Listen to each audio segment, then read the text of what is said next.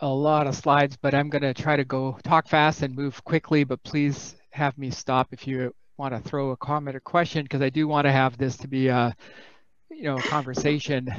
Um, so I did, I'm, uh, as I mentioned last time, if you remember, I'm not really professional. I'm not a financial advisor, but I do a lot of trading, options trading, even do Bitcoin, and therefore a little bit of a junkie with macroeconomics. So this is what I study all the time, and so I was trying to basically set up here what would be a good portfolio for the next 10 years.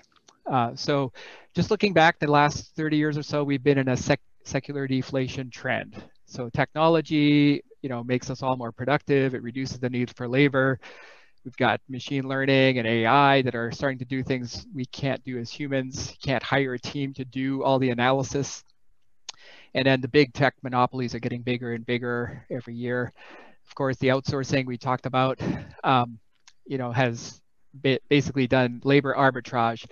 And now with us working remote and working from home, borders don't even matter anymore. You can go live in, a cheap location, and you can still work and make your income. And pretty soon, I think we're going to have foreigners competing for our jobs because they'll be able to do it for cheaper. So the deflation trend is going to continue.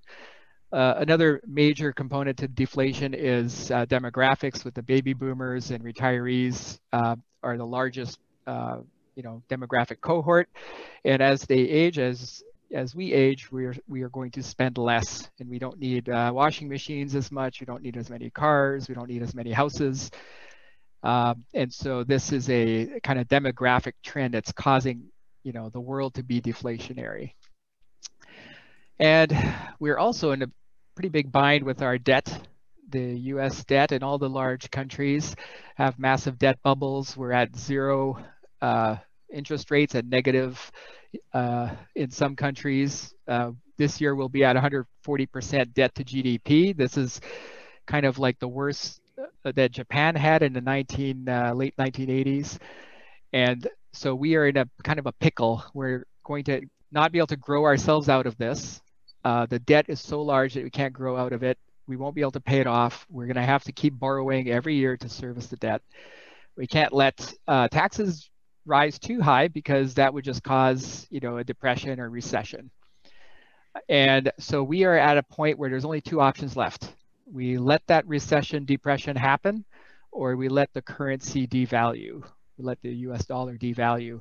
And we have to do it faster than all the other countries in the world that also want to devalue their currency. So what are the governments going to do? They're going to try to inflate away the debt to be able to, use deflate or cheaper dollars to pay off what we owe on our bonds. They're going to keep interest rates low. They can't let the interest rates go high, because that will cause all kinds of problems. So we are in this debt trap, and how do we get out of it? So now looking forward into the next couple of years, where we are today, this chart on the left shows this is the number of jobs we've lost. We are at about 10 million jobs have disappeared in the last year, and it's about the same level as the worst point in the Great Recession. Are we going to, quickly move back to zero? I don't think so. I think we're more likely to kind of ramp up slowly, like we did after the Great Recession. Our economy just doesn't have the ability to create millions of jobs on demand. There's a certain amount that will come with reopening the economy, with small businesses, restaurants, etc. But at some point, this will be a slow growth rate for new jobs. And what's interesting is the labor force participation rate on the right here. This is showing that we've had a major drop that hasn't happened in many years of labor force participation. And I think it's been shown a lot of them are women that have decided to stay home and teach the kids during the pandemic. And then there's a bunch of other folks that have dropped out. And I think it's probably the older workforce, the folks in their 60s and early 70s have decided to retire for good. So they're no longer applying for work. But this is also going to cause, the growth to be slow. So I expect in the next 10 years, we're going to have potentially a couple of recessions and then growth periods between the recessions. So kind of like the seesaw pattern. Um, so what about imminent? What's up right now is COVID. So I just put up the charts here for the kind of the COVID trends. Hopefully, the hospitalization chart here is showing that we're turning the corner and we're going to improve the trend for COVID. Hopefully, the new strains of the virus don't, have this turn back around. The deaths are still at all-time highs, but it looks like there was a little bit of a bump here during the post-Christmas period, and hopefully this is also a top. And then what's interesting is if you look at Google Trends for search trends, the COVID symptoms is a trend, search trend, and you can see it's dropped down the last couple of weeks here. So if people are not searching for COVID symptoms, maybe they're less likely to have to go get a test and end up having the disease. So hopefully we are just about past the point of the worst case here. But also, the number of deaths is still climbing at a pretty linear pace here. And, if we lose another 300, 400,000 people this, next 6 months, that'll hurt the economy. The number of people gone is less people consuming and contributing to the economy. The path to herd immunity, this is an AI-based projection. It's showing that if the vaccine rollout continues as expected, by July to September, we're going to be close to that 80% rate where we are starting to have herd immunity in the US. So a lot of the stock markets and financial markets have been kind of rallying lately, really with the assumption that by middle of the year, we're going to start getting back to normal. And that's kind of what this is showing. A couple of sectors here related to travel and tourism. So travel is 40% of normal right now. You can see the red line here. This is 2019, this is 2020, and we're still trending at 40% of the normal rate. And then this is the hotel occupancy rate. And you can see the median or average line is the blue line every year. And right now we are at 40% occupancy, where in winter we would normally be at the lowest would be around 50%. So how, will it track similar to this chart? Will it grow above it? Probably the first half of the year anyway, it's going to track below. Small business revenue. This is all of our friends who own restaurants and tourism and hotels. We're down 31% for the total revenue for small business, and we're down 30% also for the number of small businesses that have closed down. So these are tracking very close to each other.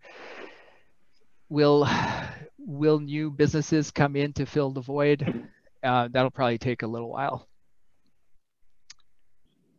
Unemployment, we're kind of flattening out here at 900,000 a week of initial claims. That's a pretty high rate, but it's the good news is it doesn't seem to be growing too much. So we'll keep an eye on that. And the same thing with the continuing claims. They're kind of flattening out here at 5 million continuing claims. And this trend is probably the biggest piece to look at for, will people have the money to keep growing the economy, or are they just sucking money out of the economy by getting unemployment insurance? And I showed this chart 4 months ago. This is continuation of the the high wage workers over 60,000 are kind of back to normal from the total income perspective, but the low wage workers are at 25% below the trend from last January.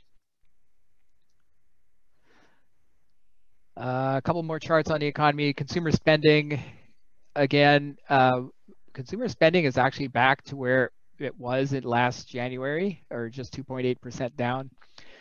But spending on restaurants, hotels, and entertainment is way down. It's been offset by actually retail sales being higher than last year. So people are staying home and buying more stuff on Amazon. But confidence, consumer confidence is, it's very low during the election season here, I think due to politics. Will it tick up now that we've got new stimulus money? That's possible. And just overall money printing, we always think money printing is going to cause. Sorry, Mark. Yeah, go ahead. You said, will it tick up from the stimulus package? You said that's possible. Yeah, confidence. Confidence. Yeah, people tend to be more confident when they have a few bucks, to spend. So it could tick back up a little bit. Thanks. So money printing, right? We printed $1 trillion or something. Has it turned into GDP? No, not yet. The GDP is actually rolling over a little bit. And it's definitely, this is a ratio of money supply to GDP. So we've got to see if at some point when this starts ramping back up, that could cause, a little spike in inflation. But right now, banks need to lend in order to create the money. The only way money that's, printed money goes in the economy is if the banks lend it out. And I don't think banks are chasing customers to lend money to them, and borrowers are not confident and they're not asking for the money. So right now we're stuck in a slow growth area. Just a general uncertainty, right? If you let's say you own a manufacturing plant that wants to build solar panels, right? Like at what point do you start hiring people? At what point do you start spending the millions of capex that you've been hanging on to the cash for? It's an interesting question. That's really the biggest question. And this is a chart of consumer or credit cards and other revolving loans. So since the pandemic, the balances on credit cards have dropped because people are paying off their credit cards. They're using whatever savings they have, whatever stimulus money they got, and they're paying down their debt. In other words, they're saving money.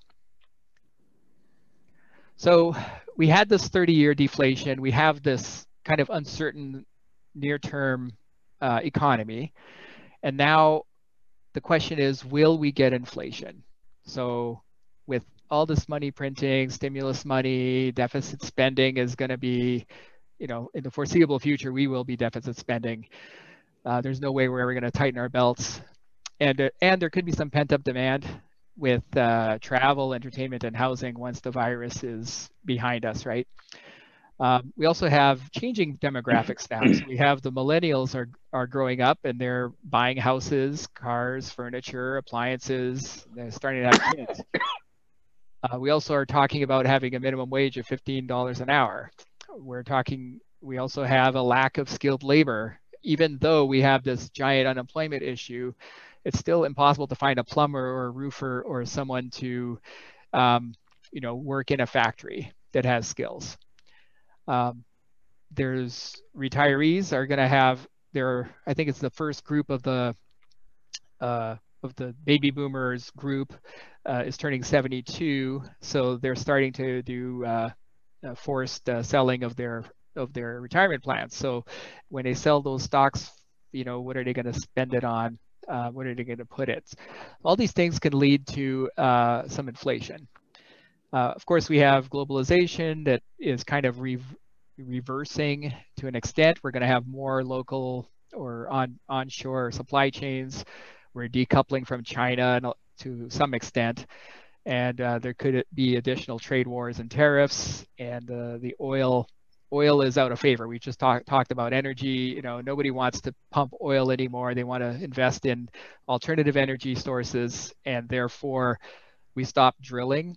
And we're not investing in pipelines. In fact, we're canceling pipelines this week. So all these things are going to, lead into inflation.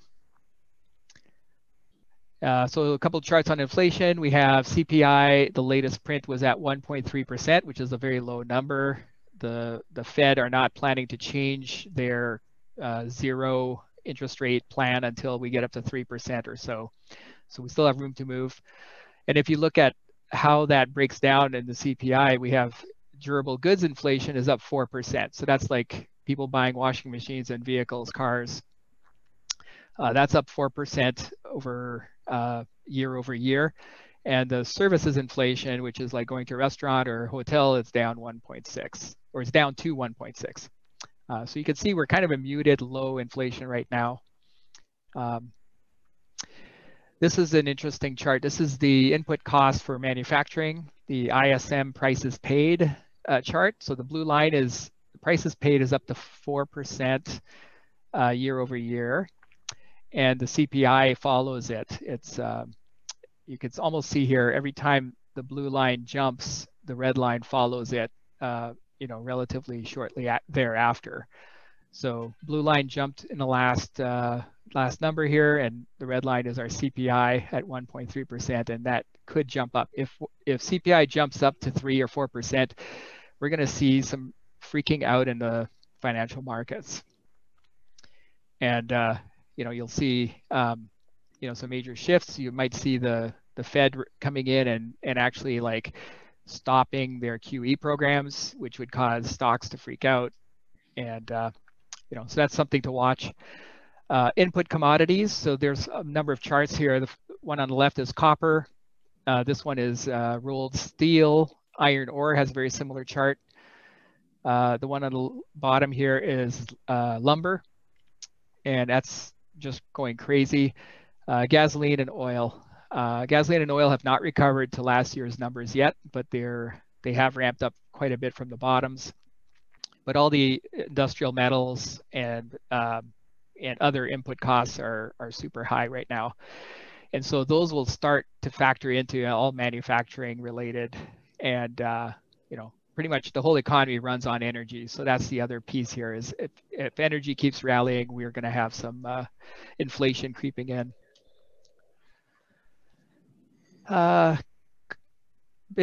Bit different topic here, housing prices. I just thought this was amazing. We are at ultra low interest rates for houses. This is in the US. 30-year mortgage rates at 2.85 and pretty much record lows. The total inventory in the US is down to 388,000 houses this month. Mm-hmm.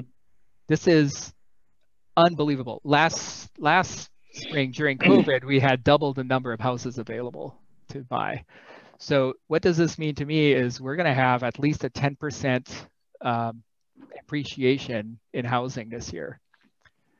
Now that becomes inflationary because rents kind of tend to go up with housing values to some extent, as long as incomes can support it. But this is a pretty amazing statistic. You would not have expected this with a pandemic and basically a bad recession. Everyone was predicting, all these landlords are going to have to give away their houses, but that's not the issue so far. They're not for sale yet. I was actually just talking to a friend of mine who's a real estate broker on Nantucket Island, which is, sort of fairyland. Yeah. But their problem is they have no inventory. Yeah. All these people fled New York and Boston, and they're working remotely, and the schools are overwhelmed because they brought their kids with them. Yeah. So this is I'm crazy. wondering, so does housing, does that include rental properties, or is that just physical houses for sale? This chart is houses for sale across the country.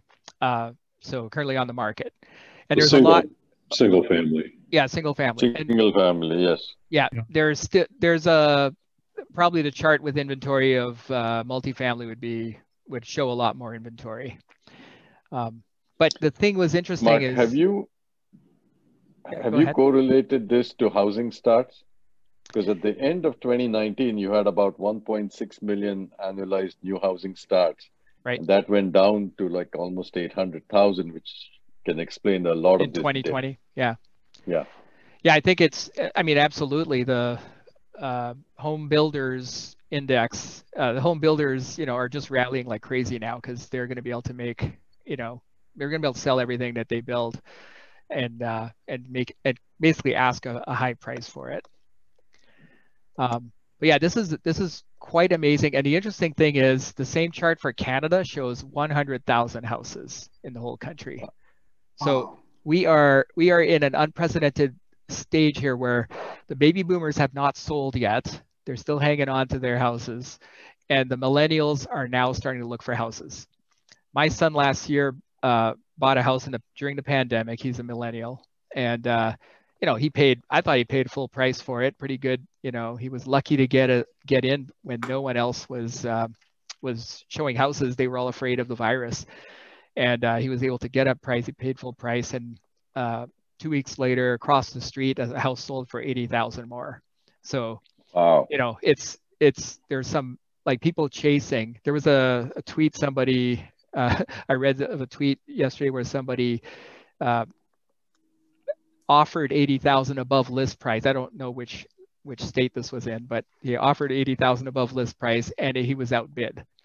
So there's crazy stuff going on right now with people wanting those single family homes. But I think the exception would be major urban areas. I think Boston's been hit about, but New York City, oh my God, it's like they can't give the stuff away in some neighborhoods. I think you're right. San Francisco, New York City, and some of the other inner urban areas have had the reverse happen, right? It costs a lot. There's a lot of vacancy for rent anyway in those cities. So is it possible that the reason it's so low is that in the markets where people want to live, like in the far-flung suburbs and whatnot, they can't build them fast enough. But in the markets where people don't want to live, they're staying put. So their house isn't going into inventory, right? So that's where the choke point is. And I've been the real estate guy forever in Minneapolis area, right? Minnesota.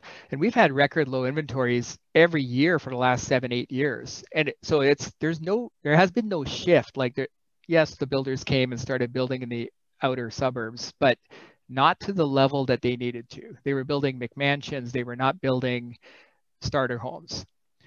And, so that's the situation we're in. Is we're going to have this, we're going to have a situation where everyone's home is going to be worth 800,000 pretty soon.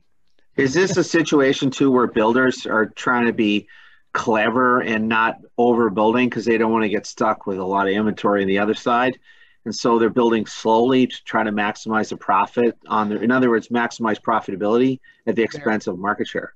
They're at least in the Midwest, like where we are, the builders are building higher priced homes. Yeah. So they're building because they can make a better margin. On the starter homes, they don't make any money, right? They make 20, 30 grand on a house. That's not enough to be worth it. So they use the same land and build a more expensive home where they can make 100, 150 grand. So anyway, it's just fascinating. But this will lead to more inflation over the next decade. A couple of charts about stocks. This is the chart of non-profitable tech companies. There's actually an index that follows what tech companies are making no profit. And you can see here, how much they've rallied in 2020, ever since the pandemic bottom here. So there's kind of like a bubble going on in stocks. It's really weird. Couple more charts. There's a panic euphoria model done by one of the banks here.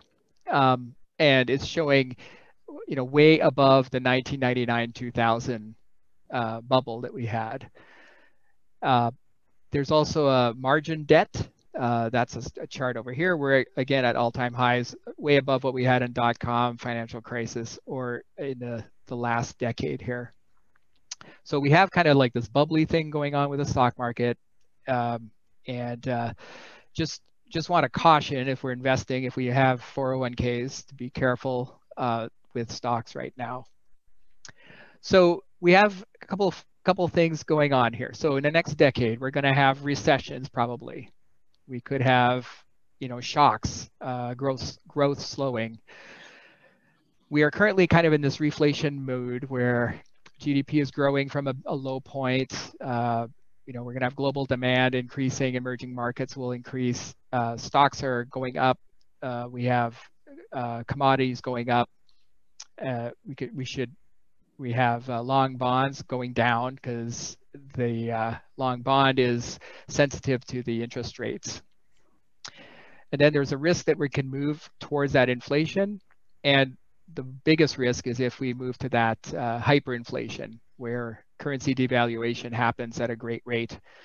Everything gets turned upside down if we get to that point. So what I wanted to do is build a portfolio that can kind of navigate all these 4 phases. And it's kind of a blended portfolio. The idea is you put your money in different buckets, and then every quarter or every year you rebalance. And with the rebalancing, you end up selling something that ran up at the top, and you end up buying something that has been down, and you can smooth out your overall portfolio. So the portfolio I'm proposing here is a combination of bonds and stocks. Within the bond allocation is really small, like 20% or even lower. I'll show you. Because bonds, when interest rates go up, which they will with inflation, bonds values go down. So bonds are not the safe haven they were in the last 30 years. They are actually a potential detriment. However, you still want bonds in case there's a growth shock or a deflationary phase, because bonds rally like crazy in those phases. So they do have some safety. And then within the inflation narrative, right, commodities do really well. So we want commodities. Commodities are the input costs. Those are the things that, take energy to get things out of the ground. And those will go up with inflation. Gold is a kind of a deflationary, it's a hedge against that currency devaluation.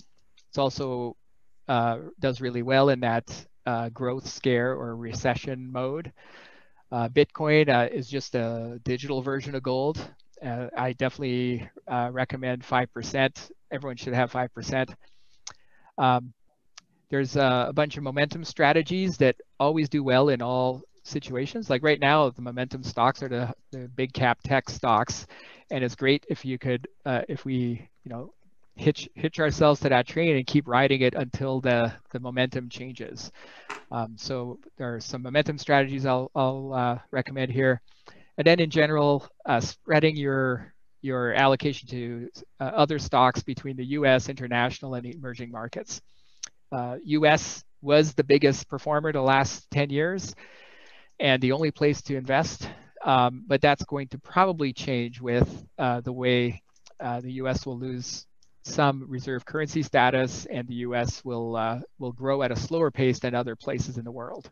So it's a good idea to divest, and invest across the world. So I'll just kind of go quickly through each category just to give you some ideas. So bonds, so like I mentioned, in the past, the 40-60 portfolio was great, but now that 40% of your portfolio that was bonds is actually a risk for you now going forward. So what I'm recommending is keep a smaller allocation there, but also have some other ETFs here that have some really cool alternatives to bonds.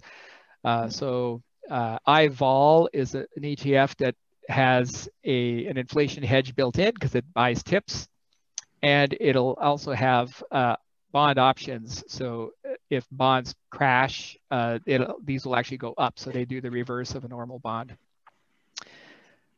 There's a mortgage REIT called NLY. It's got a 14% dividend. So this one does really well when the yield curve changes. So when we have the long-term interest rate going up, they borrow money at zero or near zero short-term interest rates, and then they buy mortgage-backed securities. And that's what this company does all day long. And they pay a 14% dividend to do that. I also own Land, which is a farmland. It's a company that owns farmland and basically almond farmers and blueberry farmers in the U.S.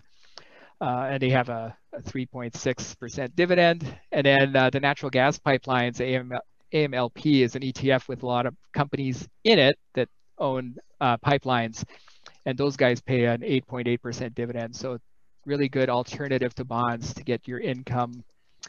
And then I own a bunch of rental real estate. Actually, I have four properties, and this is a great inflation hedge because I have a fixed rate mortgage. So as inflation slowly comes in, I can charge rent, rent at a higher rate over time, and but yet my costs are flatter because I have a mortgage. A couple of quick charts. So here you could see during the crash at the beginning of 2020, there was the bonds rallied. They did really well. And then traditional bonds. And then as soon as it looked like growth and reflation were coming in, the bonds started dropping down. So you can kind of see that with your standard bond chart. And then you can see here how these other products did. This IVOL product did well in both situations, in both phases of that. Moving to commodities.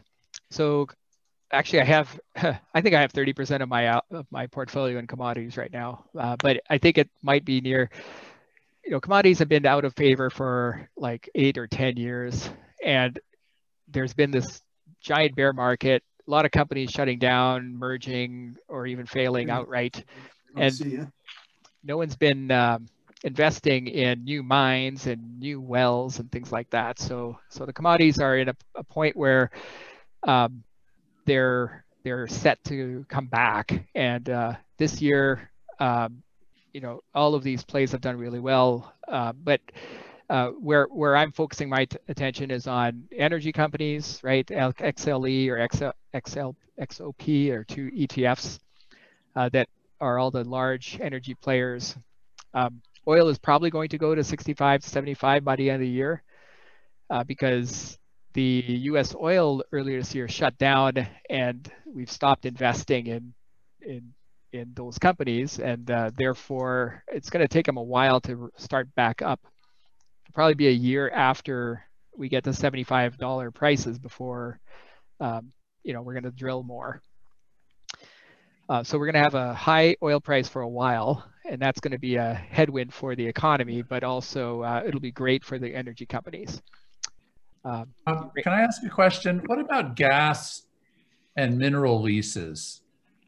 Do you see that as a growth area in the future? Yeah, I guess I don't have an opinion on that. I haven't studied it, but I know there's some of those leases can pay a really good yield, right? A good, like that AMLP I mentioned on the last chart is, I think they own a bunch of those. There's definitely some companies out there that maybe small cap companies that would be interesting to look at. But I'm not really sure. Uranium. We've had a bear market ever since Fukushima. Recently, the last 4 or 5 months, the U.S. government said they're going to start stockpiling uranium as a national security reserve. And with electric vehicles and the electrification of the economy, the nuclear is going to be one of the sources of electricity. So uranium's a good play. All the metals in mining and basic materials.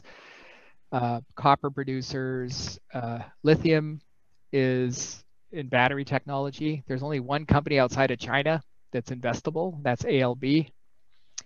That's I think it's a Australian company, and it's the largest lithium producer outside of China. We also have you could go into liquefied natural gas and U.S. steel. These charts have been parabolic for all of these plays. Energy less so. I mentioned oil is not quite at where it was, and energy companies are still lagging behind, so there's still room for them to move. But some of these like copper players and other metals and mining are just going parabolic.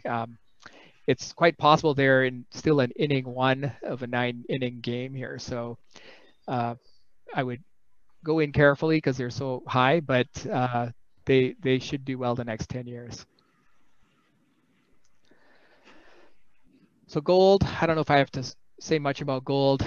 With as if we start devaluing our currency on purpose, gold will do well. So that's pretty much, it does well in pretty much any scenario where there's inflation or devaluation.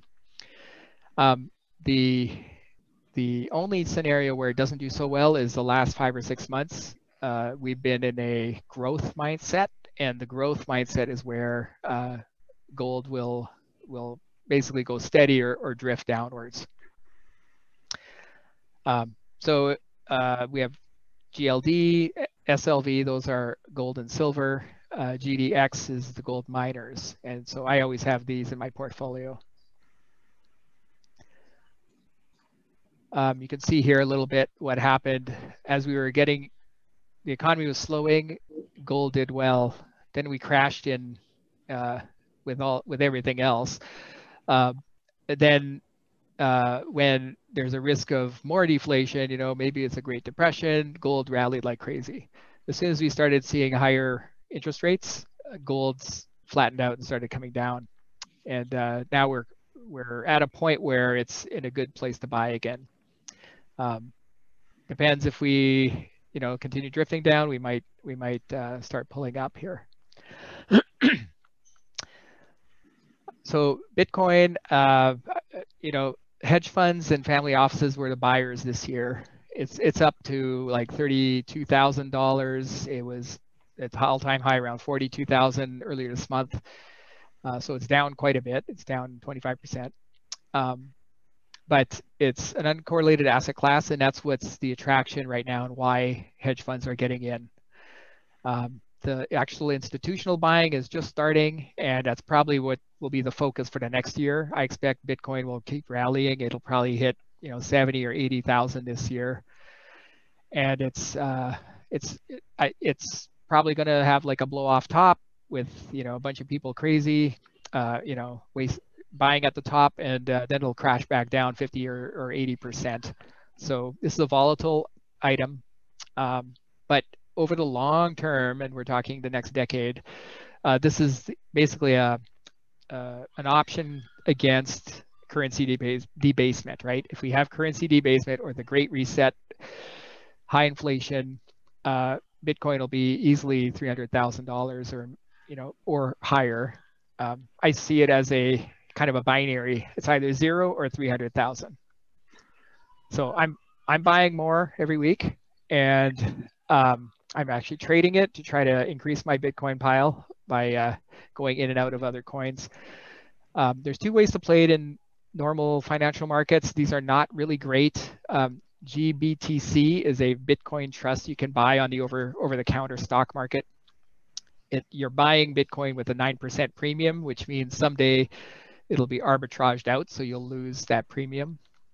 And then there's Ethereum, which is kind of like the next coin that has high value after Bitcoin. And that one you can buy also, but it has a 30% premium, so it's even more risky. You can also buy the coins themselves on Coinbase or other platforms. If anyone wants to know how to buy Bitcoin, ask me later. Some charts here I just want to show. It's on a parabolic curve, so whenever you buy something that's on a parabolic curve, it's riskier.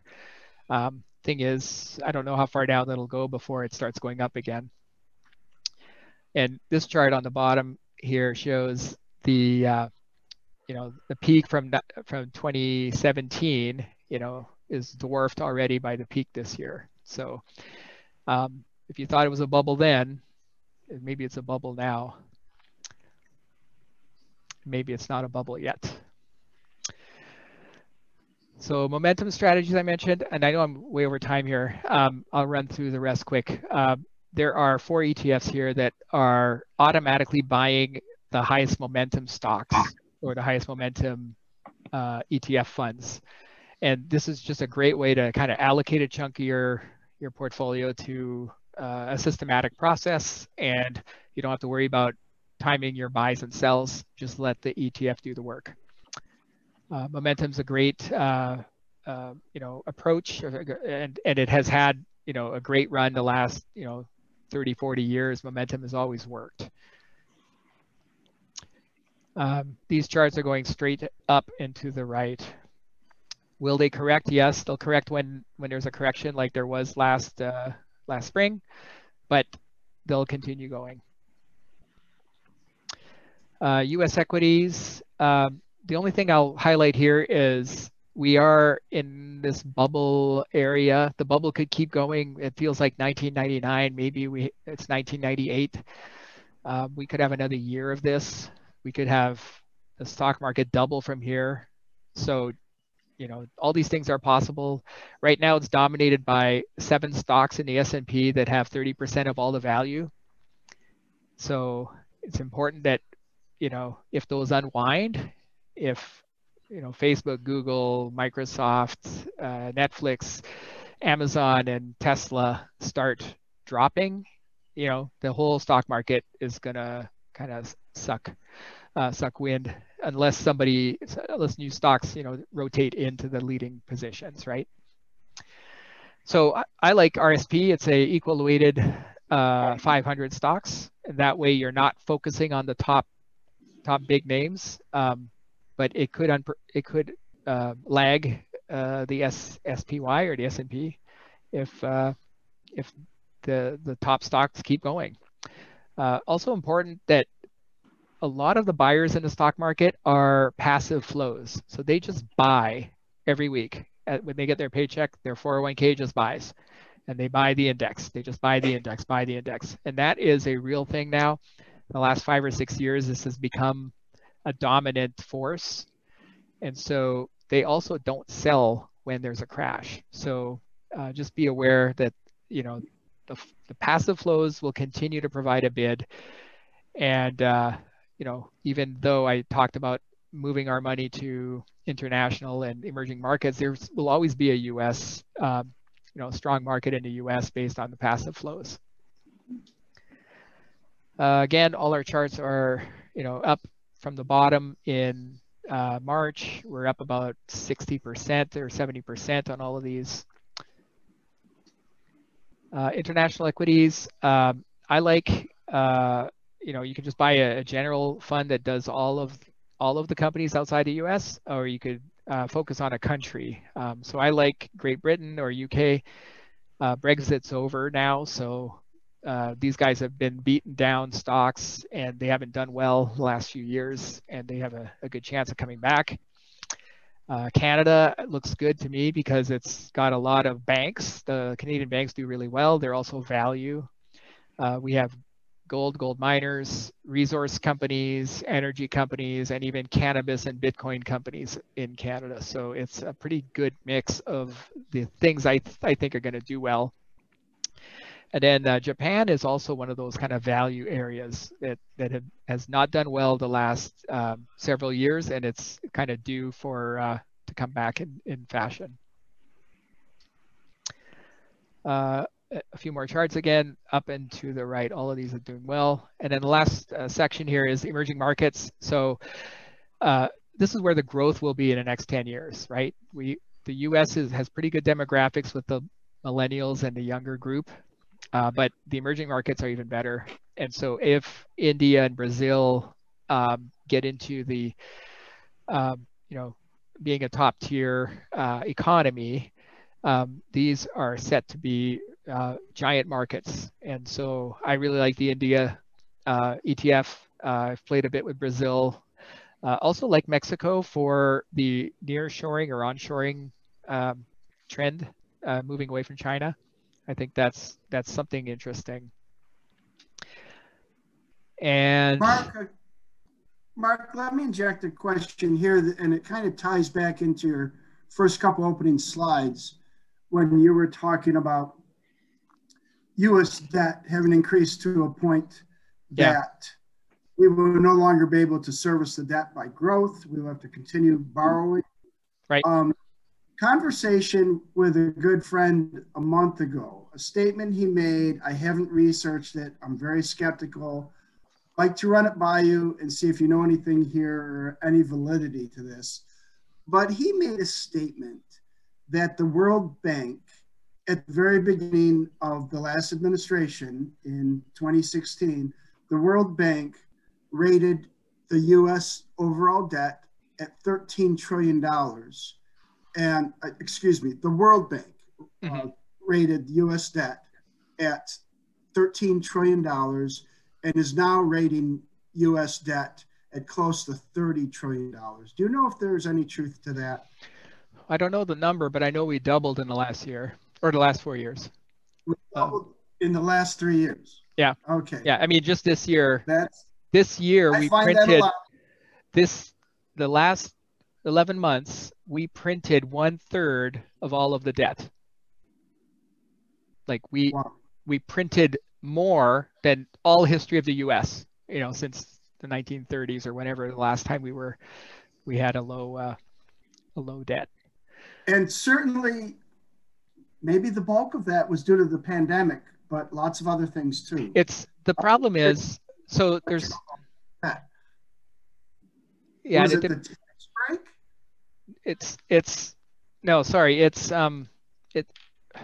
Be careful that we don't mix two things. There's quantitative easing that puts the Fed is gobbling up all of the treasuries that exist, but then there's also the deficit and the printing the money we don't have.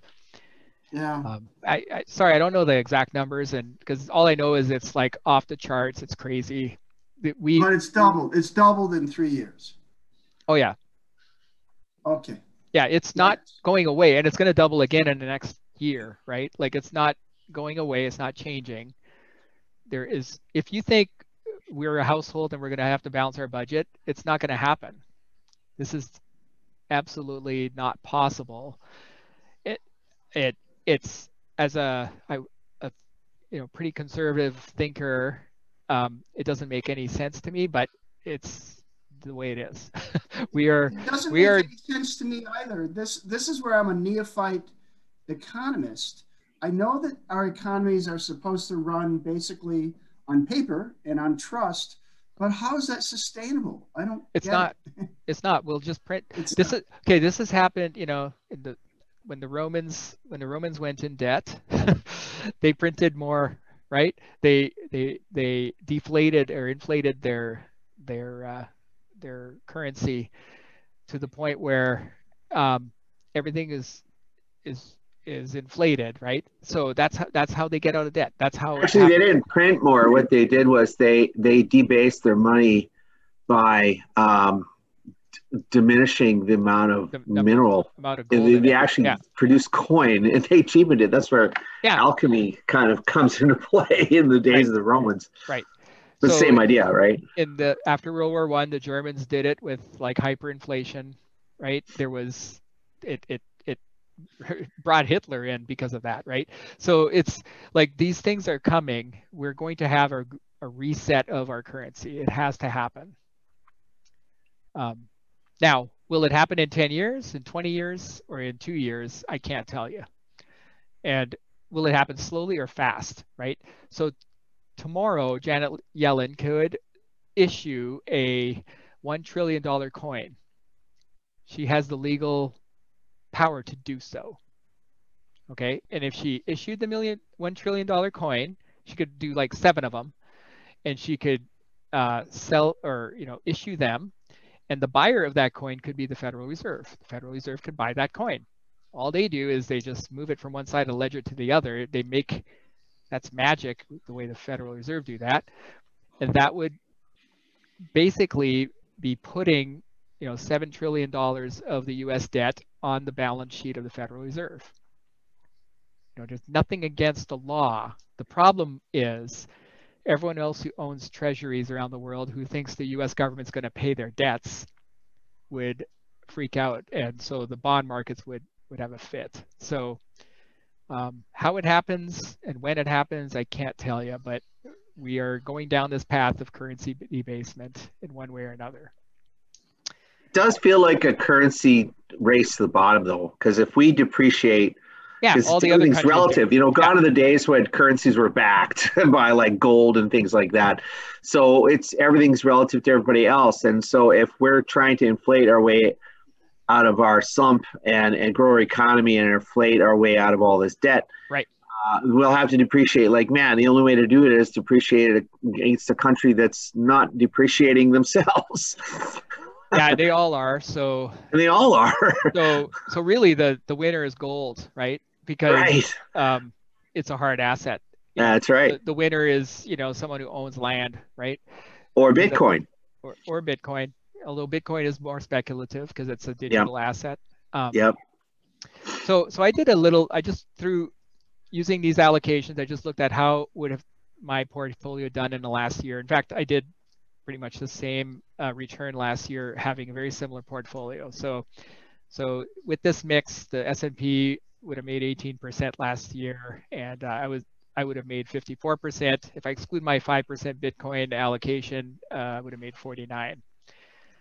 So anyway, just to give you all an idea of kind of modeling a portfolio. Anyone, any other questions or thoughts? Any related topics, unrelated? I have a question for you, Mark. Are there sectors, thinking kind of more of the domestic economy, but you talked about stock markets and it's sort of outperformed, and maybe it's due for a correction, but I feel like it's much more of a sector by sector thing. Like some sectors are going to go down a lot. Others are probably going to keep on rising because there's sort of this, it'll sort of align with the reset idea. Do you see some sectors as being particularly strong and worth getting into? Well, yeah, depending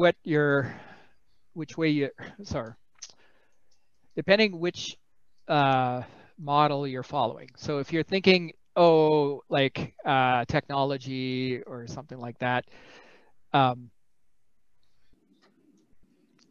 my favorites right now are the commodities. I'm just all in on those, and I just think they've been out of favor so long. They're the value stocks. They're the ones that are set to kind of take leadership back. Within the tech sector, it's whoever has the network effect, whoever's got the biggest, moat. So like Amazon has a moat, Facebook, Google, and all those companies that have the largest networks are the ones that are doing the best. Of course, there's newcomers like Zoom, but their stock is so overvalued, it's ridiculous. It's not a good investment. You can ride it for a trade, but I would be careful piling into what has been hot. If you look at Uber and Airbnb and those guys, all the stocks are crazy, but they're not good investments at the level they're at because they could easily be cut in half. It's kind of like buying Cisco in 1999 when you knew the internet was going to have servers and you knew that the best servers were Cisco servers and you knew the whole world would buy Cisco servers. You were right, but if you bought it in 1999, you didn't make money for 20 years. So, you have to be careful when you buy bubbles. So I like.